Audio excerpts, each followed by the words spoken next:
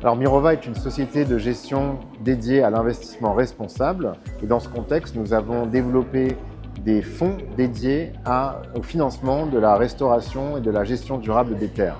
Dans ce contexte, bien entendu, nous avons développé des outils de mesure de l'impact pour le bénéfice de nos investisseurs. Ces impacts se divisent en 3 grandes catégories. Les sujets climat qui sont souvent une priorité et notamment tout ce qui relève de la séquestration carbone et des émissions évitées, mais aussi les sujets biodiversité qui font l'objet d'une attention croissante avec, en lien avec l'accord de Kunming-Montréal, la mesure des surfaces dédiées à la restauration des terres et les surfaces dédiées à la conservation. Et enfin, des indicateurs sociaux très importants en zone rurale, incluant la création d'emplois, l'augmentation des revenus pour les communautés locales et l'égalité hommes-femmes. Dans le cadre plus spécifique de la restauration de terres, nous avons développé également des sous-indicateurs plus précis qui sont les 3 indicateurs de la neutralité en termes de dégradation des terres, à savoir le carbone organique des sols, la productivité des terres et enfin le couvert végétal.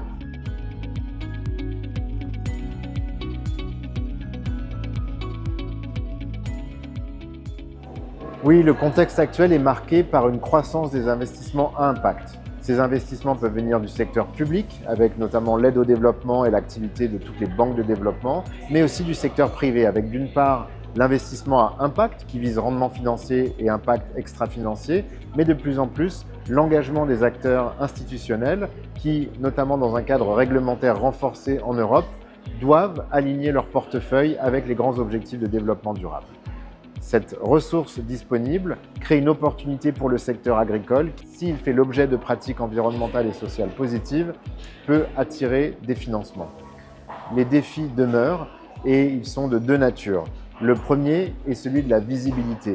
Il y a besoin de comprendre de manière claire quels sont les bons référentiels, les bonnes définitions, notamment de ce qui relève de l'agroécologie, de l'agriculture régénératrice et d'aligner les référentiels. Les acteurs de la certification, tels que Rainforest Alliance par exemple, peuvent jouer un rôle clé en la matière. Et par ailleurs, deuxièmement, ce qui est important, c'est l'efficacité. Il faut aussi pouvoir réduire les coûts de transaction pour mesurer ces impacts sans sacrifier à l'intégrité de cette mesure. Et la technologie peut clairement aider. Et évidemment, on peut parler aujourd'hui de données géosatellites et d'intelligence artificielle comme solution possible.